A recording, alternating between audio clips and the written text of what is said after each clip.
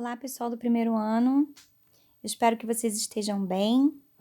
Vamos dar continuidade então à nossa matéria e nós vamos falar agora sobre o citoplasma celular.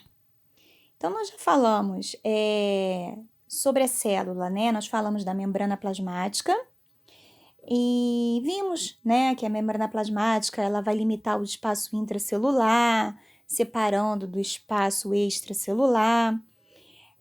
Vimos a sua função, né, seletiva, onde ela vai selecionar quem entra e quem sai da célula. Vimos também os processos, né, de transporte, de passagem de substâncias pela membrana, transporte ativo, onde há o gasto de energia, transporte passivo, né, onde não há o gasto de energia, é a favor do gradiente de concentração, né? E agora nós vamos falar sobre o citoplasma, né, que é a parte mais interna da célula. Quando a gente atravessa a membrana plasmática, a gente encontra então ali o citoplasma, que é uma região amorfa, né, gelatinosa até, onde nessa região nós vamos encontrar estruturas chamadas de organelas, né? São assim chamadas porque organela significa pequenos órgãos, porque cada organela, ou seja, cada estrutura dessa, ela possui uma função especial, uma função diferenciada, assim como os nossos órgãos, né? E o conjunto dessas funções vão formar o metabolismo da célula. E aí eu coloquei aqui para vocês o exemplo, né, uma figura de uma célula animal, de uma célula vegetal, que nós vimos que são células eucarióticas, né, ou seja, elas possuem um núcleo definido.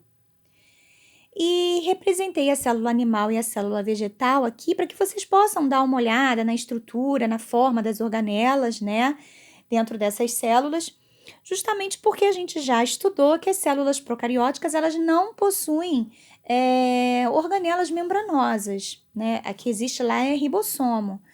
Então, por esse motivo, ela não foi representada aqui porque ela não tem todas as estruturas, todas as organelas, que é o que nós vamos estudar agora no momento, tá?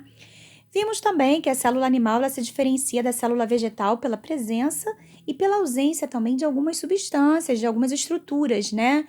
Que são justamente as organelas. Então, na célula vegetal, nós temos lá a parede celular, que não aparece na célula animal. Temos o cloroplasto, que é uma organela e que logo nós vamos ver a função dele, né, o metabolismo dele correto, mas que também não está na célula animal. Então, ambas são células eucarióticas, ou seja, possuem organelas membranosas, porém se diferenciam uma da outra apenas pela presença ou ausência de algumas estruturas, tá? E aí eu coloquei, aparece aí para vocês o nome de todas as organelas, né? O núcleo pode ser considerado uma organela, que é uma região onde a gente guarda o DNA. Retículo endoplasmático, que pode ser liso ou rugoso, citoesqueleto, lisossoma. A membrana plasmática apareceu aí só mesmo porque é uma estrutura da célula. Complexo de Golgi, mitocôndria, peroxissoma. E aí nós vamos ver cada organela dessa e a função de cada uma, tá? Então vamos começar. Eu vou começar falando para vocês sobre o ribossomo, tá? O ribossomo, ele é uma membrana, uma membrana não, perdão, ele é uma estrutura, né, que ele não é mais considerado como organela. Ele é chamado de uma riboenzima. Por que riboenzima? Porque ele é formado de ribose, né, que é um RNA, associado a uma proteína, em que a função desse ribossomo é produzir outras proteínas, tá? Então, a principal função do ribossomo, produzir proteínas. É para isso que ele serve na célula, para sintetizar, para produzir proteínas, tá? E ele é estudado junto com as organelas porque ele está ali presente no citoplasma. E por estar ali no citoplasma, quando a gente estuda o citoplasma, a gente fala de organelas, a gente acaba citando o ribossomo. Em muitos livros a gente vai encontrar o ribossomo como uma organela, mas já não é mais considerado na biologia pela sua capacidade enzimática, tá? Ele produz proteínas.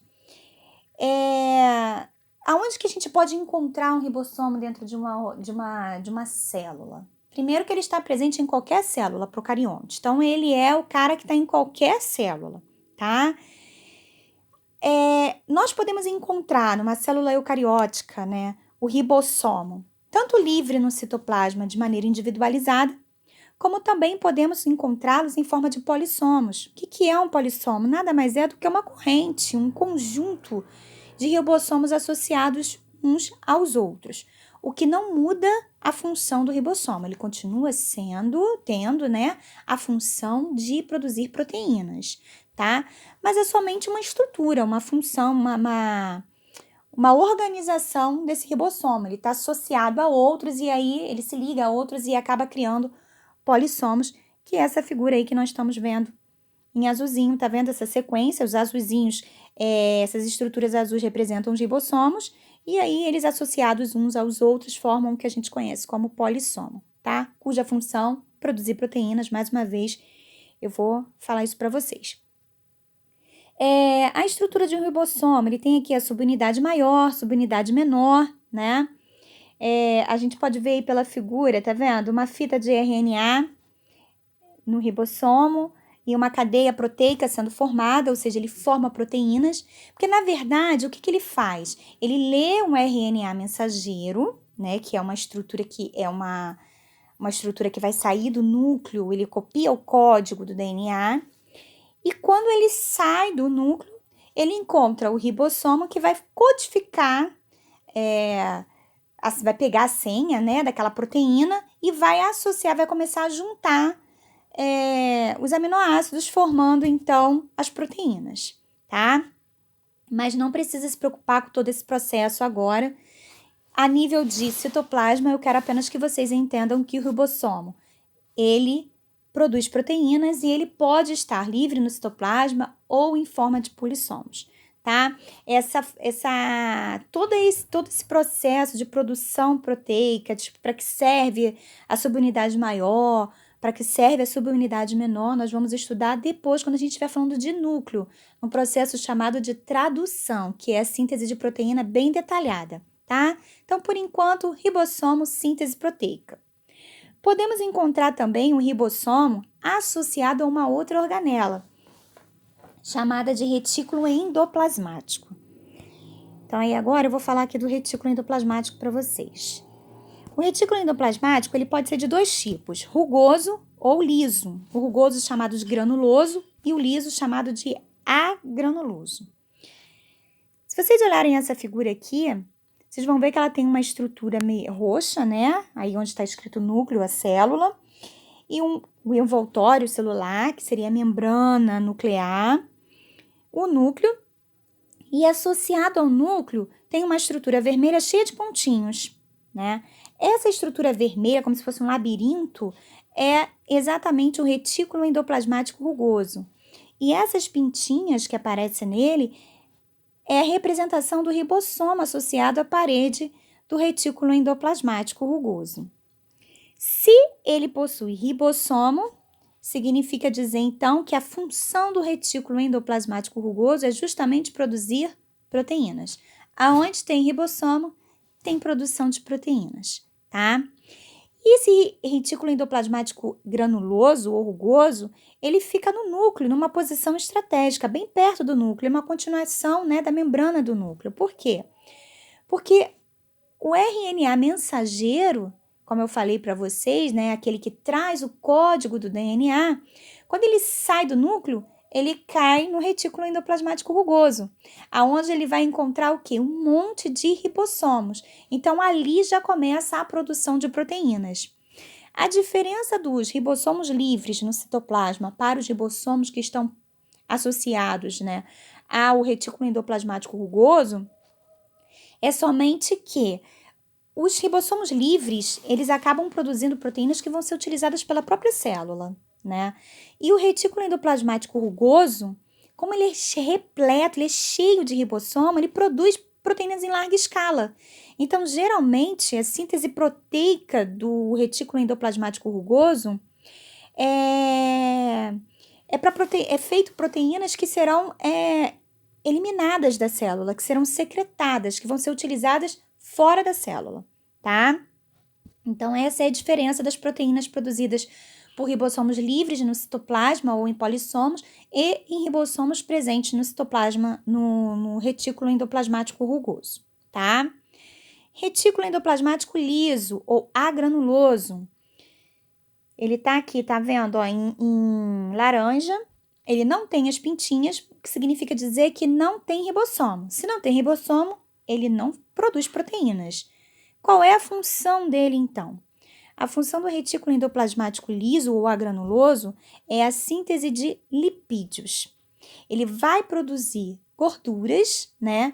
Quando nós estudamos lipídios, eu falei para vocês que existem vários tipos de lipídios, classifiquei os lipídios para vocês, e nós falamos dos esteroides, né? Dos hormônios esteroides.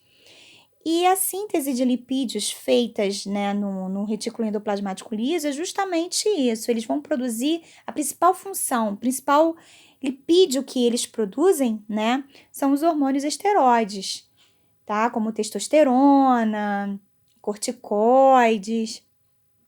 São os hormônios que eles vão produzir. Essa é uma das principais funções do retículo endoplasmático liso. E também tem uma outra função muito importante, mas que é muito pouco vista, né? Poucos livros apresentam essa função, que é a função de reserva de cálcio, ele captura o cálcio, né? Então, geralmente, nas células musculares é que o retículo endoplasmático liso, ele vai ter essa função, né? De capturar o cálcio, né? E aí, ele é chamado nessa região, no músculo, né, de sarcolema, que possui lá proteínas que vão ser importantes para poder fazer contrações e tudo mais. Mas as funções do retículo endoplasmático liso é essa: produção de lipídios, né, de hormônios esteroides e reserva de cálcio. Uma outra proteína é o complexo de Golgi. E aí vocês têm aí o complexo de Golgi, como se fosse esse caminho também, né, verde, onde ele tem uma região que vai ficar virada, né? Ele tem dois lados, ele vai ficar um lado virado para o retículo endoplasmático rugoso, e vocês já vão entender por quê, e uma região que é oposta ao retículo endoplasmático rugoso. A região que é virada para o retículo endoplasmático rugoso é chamado de face cis, ou região cis do meu complexo de Golgi. Aí vocês estão vendo aqui, ó, deixa eu tentar aumentar. Aqui, ó, face cis, tá vendo? Vesícula de transição chegando do retículo endoplasmático rugoso, tá? Então, a parte virada para o retículo endoplasmático rugoso é a face cis. E a face trans é a face oposta do retículo endoplasmático rugoso. O que acontece? Qual é do complexo de Golgi, perdão. Qual é a função do complexo de Golgi? Empacotamento de substâncias. O que é empacotar substâncias? Então, vamos lá. O retículo endoplasmático rugoso, ele vai produzir as proteínas, né? Essas proteínas, então, elas vão sair do retículo endoplasmático rugoso e vão cair no complexo de Golgi. No complexo de Golgi, essas substâncias, elas vão ser metabolizadas, elas vão ser transformadas, como se fossem ativadas, tá? E vão ser empacotadas, como se fossem membranas em volta delas, vão criar, então, vesículas, tá? Então, vamos lá, o retículo endoplasmático rugoso liberou as proteínas dentro de vesículas porque são membranas, tá? Envolvendo a substância produzida. Essa vesícula, chamada de vesícula cis, ela vai cair no retículo, no complexo de Golgi, e no complexo de Golgi ela vai sofrer transformações e ser empacotada, ou seja, vai ganhar uma membrana também envoltória, formando uma vesícula chamada de vesícula trans, que é a vesícula que vai sair do complexo de Golgi. Então, entrando no complexo de Golgi, vesícula cis, com substâncias produzidas no retículo endoplasmático rugoso. Saindo do complexo de Golgi, vesículas trans, que foram transformadas, empacotadas no complexo de Golgi, tá? O complexo de Golgi, ele produz também outras organelas, visto que ele cria uma membrana e dentro dessa membrana tem ali proteínas, né, enzimas, né? Lembra que toda enzima é uma proteína, mas nem toda proteína é uma enzima? Vocês lembram que eu falei isso para vocês quando estudamos proteínas? Então, ele cria enzimas, né, que são proteínas. Exemplo de estruturas, né, que o complexo de Golgi ele produz, ele sintetiza. É o lisossomo, que é uma outra organela que já vamos falar dela, e o acrossomo, que é uma região presente no espermatozoide. Deixa eu tentar aumentar aqui para vocês. Essa partezinha em amarelo é o acrossomo, que é uma bolsa, ou seja, é uma vesícula, né? Cheia de enzimas ali dentro. Essa enzima é justamente a proteína que foi produzida onde? Lá no retículo endoplasmático rugoso, né? E caiu no complexo de Golgi e formou e tá no espermatozoide. Função: quando o espermatozoide ele se choca com um óvulo, essa bolsa ela se rompe e como ela é uma enzima digestiva, posso dizer assim, ela vai corrompendo, vai corrompendo a parede do útero para que o espermatozoide ele possa, então, entrar, tá?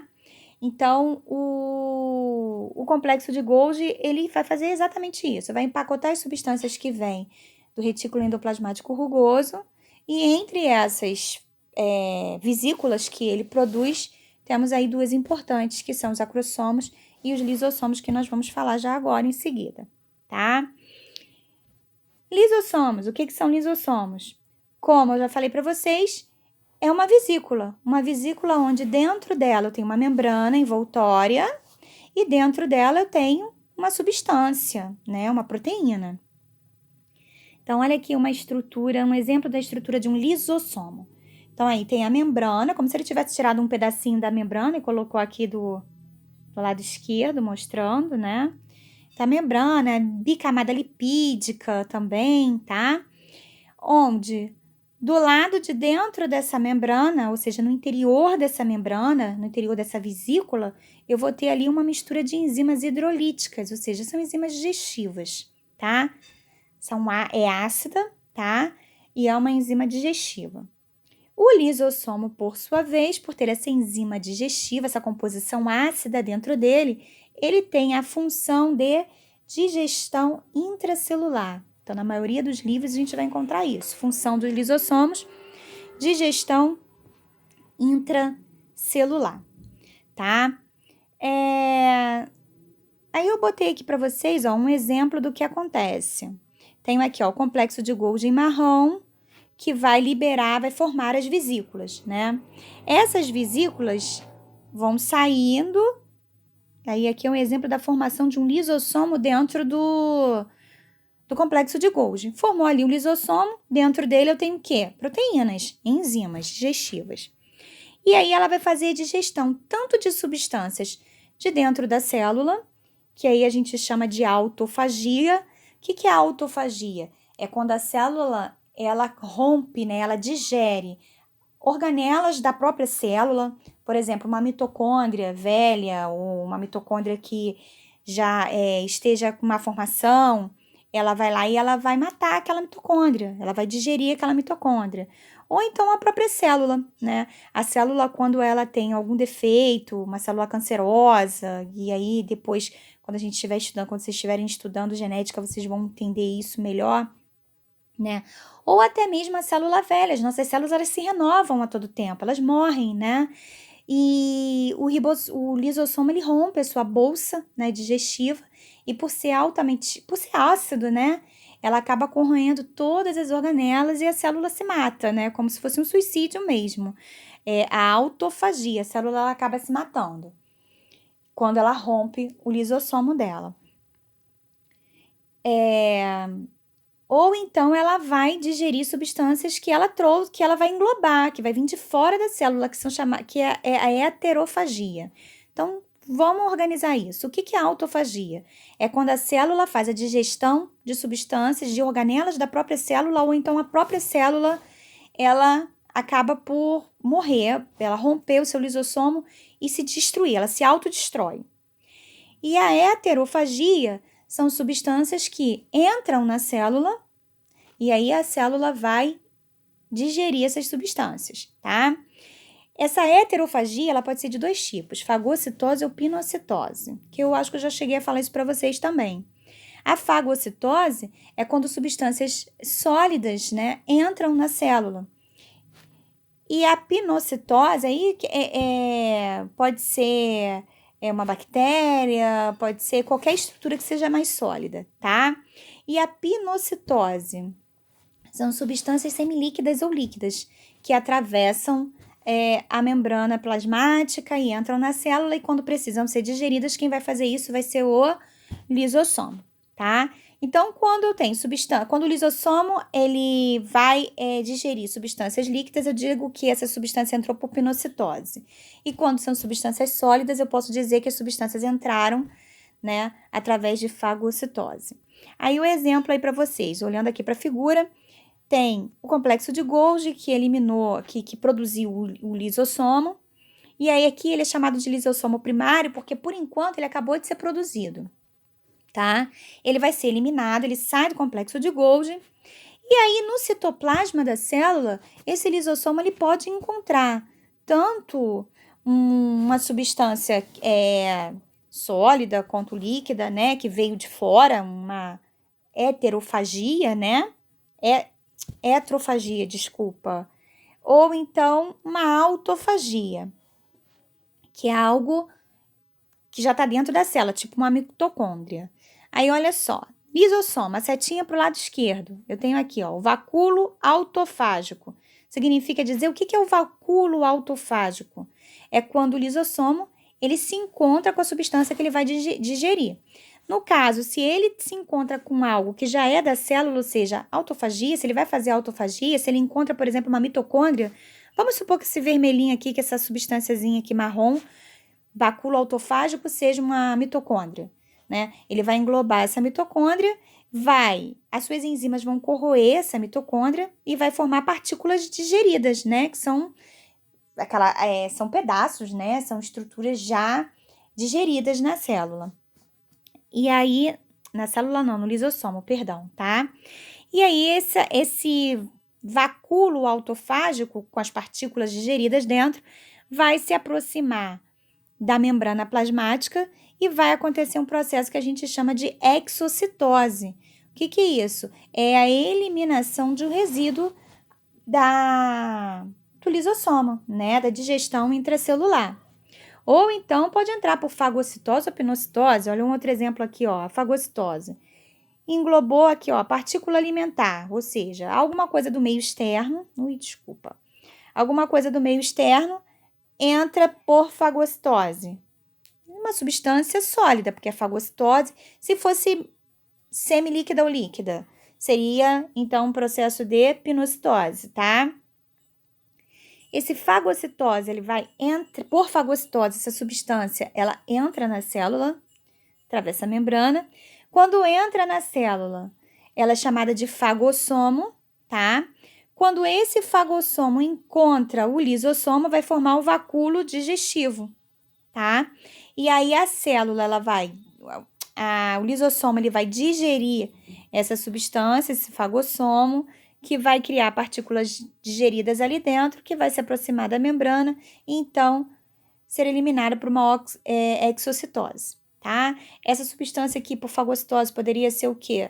Poderia ser uma bactéria que invadiu a célula e aí o lisossomo veio por pegar essa bactéria, capturou, trouxe para dentro de si, fez então a digestão, criou ali as partículas digestivas, né?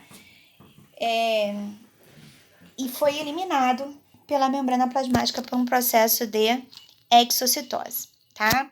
Então, olha só, gente, o processo de entrada de substâncias na célula, também eu já falei isso para vocês, por fagocitose ou por pinocitose, chamado de endocitose. Tá entrando, tá? E quando a célula, ela expulsa esse resíduos, né, ela elimina da célula substâncias, ela então está fazendo uma exocitose, certo?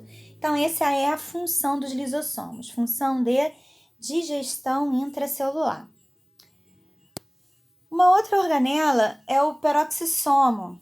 o que que o peroxissomo faz? Eu coloquei aqui para vocês uma figurinha que mostra aí, tá vendo, com a letra P, umas figurinhas, né, umas bolinhas pretas, que seria ali o peroxissomo dessa célula.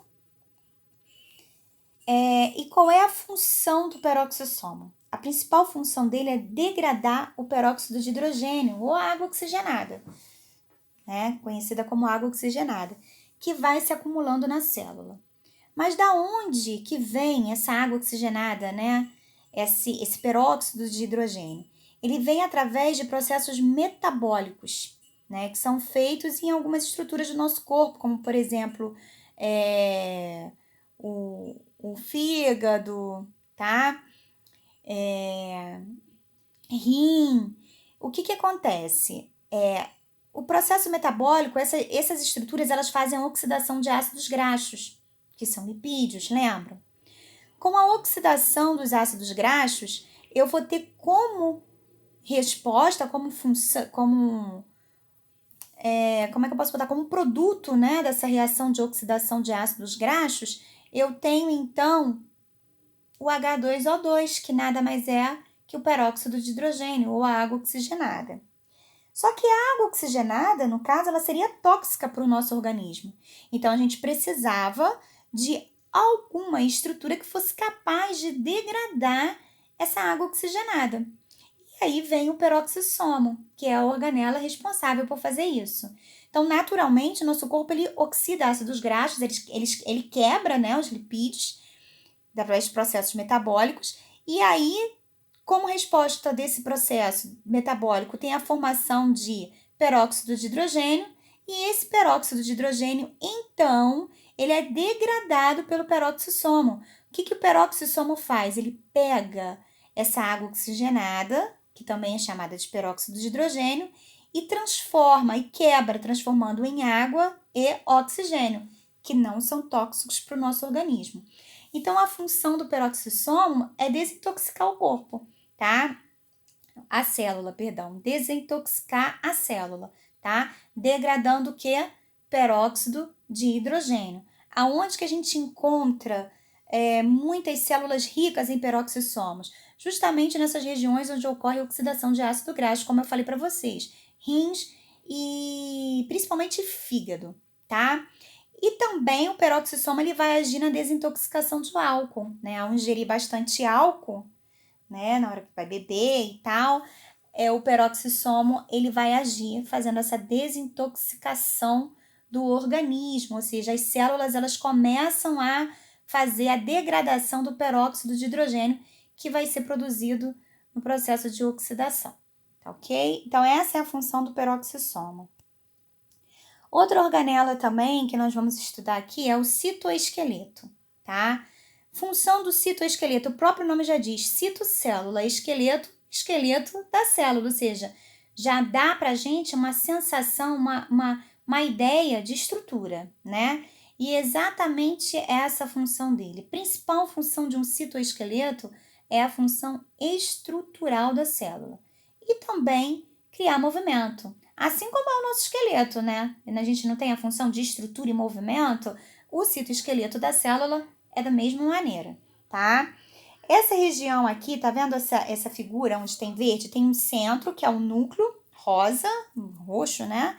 E em volta, como se fosse um emaranhado, né? De filamentos verdes.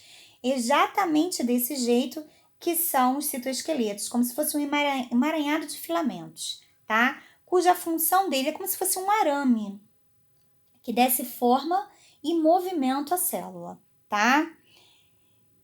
Essa estrutura, o citoesqueleto, ele é formado por filamentos, tá? Por túbulos.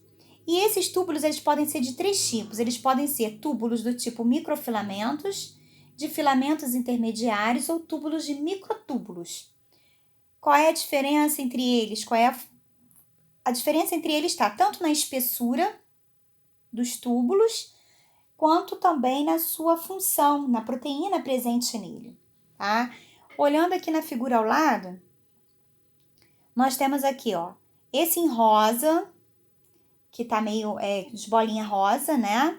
Em seguida tem o verde, que você pode ver que o verde ele é mais espesso que o rosa. E tem esse amarelo e azul, né, ou laranja e azul, que ele é mais espesso ainda que o verde. Então, vocês podem ver que são túbulos que têm espessuras diferentes e também possuem funções diferentes.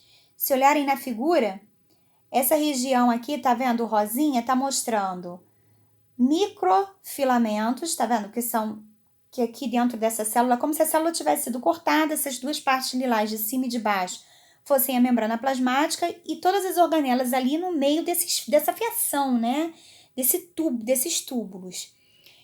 Os túbulos rosas são os microfilamentos, os verdes são os filamentos intermediários e esses maiores verdes aqui, esses azuis, né, são considerados os azuis, né, com laranja, vão ser os que a gente chama de microtúbulos. Diferença entre eles. Então, vocês podem ver que eles estão no meio O importante dessa figura aqui, às vezes talvez não fique tão claro, e aí a aula, assim, a distância é ruim por isso, né? Ela às vezes, de repente não está tão claro aí para vocês, mas se vocês lerem bem a figura, vocês vão conseguir identificar ali os microfilamentos, os túbulos, os filamentos intermediários. O importante é que vocês entendam aqui a diferença entre eles, né? Além da espessura, como vocês já viram ali, os microtúbulos, né? Os túbulos de microfilamentos, eles têm uma proteína que é chamada de actina. E a actina ela está relacionada à contração, tá? Essa contração muscular, contração do tubular, desculpa, né? Ela é importante porque ela vai promover na célula movimento. Então, por exemplo, existem células que precisam fazer pseudópodes. Eu já falei para vocês o que é pseudópodes, né? Que é quando a membrana plasmática ela precisa meio que criar braços, né? Ela precisa se expandir para poder englobar partículas para fazer a fagocitose, né? A gente vê isso muito em amebas, né? Em ameboides.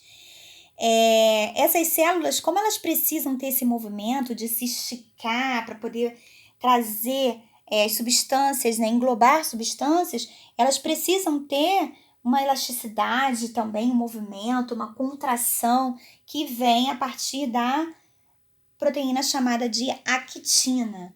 Então, os túbulos de microfilamentos, pela presença da actina, eles são responsáveis pela contração, né? Que é o movimento, né, da célula, e também pela ciclose. O que é ciclose? Ciclose é um movimento interno, porque as organelas elas ficam no citoplasma, como eu já falei para vocês, o citoplasma ele é amorfo, né?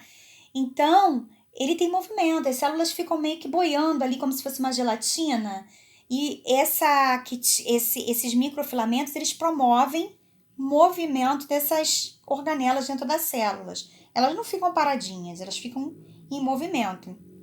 E esse movimento intracelular é chamado de ciclose, tá? É importantíssimo a ciclose. Por que ela é importante? Por exemplo, eu falei para vocês que o retículo endoplasmático, né, rugoso, ele vai produzir substâncias, né, proteínas, e essas proteínas elas vão sair do retículo endoplasmático e vão para onde? Para o complexo de Golgi. As vesículas que saem do complexo de Golgi, as vesículas trans, né, que vão sair do complexo de Golgi, elas precisam ser eliminadas, né? Elas vão cair no citoplasma. Algumas substâncias elas precisam ser eliminadas, então elas precisam se aproximar da membrana plasmática para serem eliminadas. E é justamente essa ciclose, esse movimento interno, é que vai fazer com que essas substâncias, né, as organelas se movimentem, essas vesículas, elas se movimentem dentro da célula, as substâncias que precisam ser excretadas se aproximem da parede da membrana plasmática para sofrerem, então, a eliminação, tá? A excreção delas. Então, a ciclose ela é importante por isso. E quem é que vai ser responsável por esse movimento intracelular? Vão ser os túbulos, né? No caso, são os citoesqueletos, né? Do tipo túbulos microfilamentos, tá? Promove, então, essa ciclose. E a contração com a actina, já falei para vocês, que é a Formação de pseudópodos, também importante para a divisão celular. A célula, quando ela vai se dividir, ela precisa primeiro fazer um estrangulamento, né? E aí ela se separa. E esse estrangulamento é feito justamente por esse processo de contração feita pela actina. Sem esses microfilamentos, seria muito mais difícil a célula se dividir. Tá ok? Outro exemplo de citoesqueleto, né?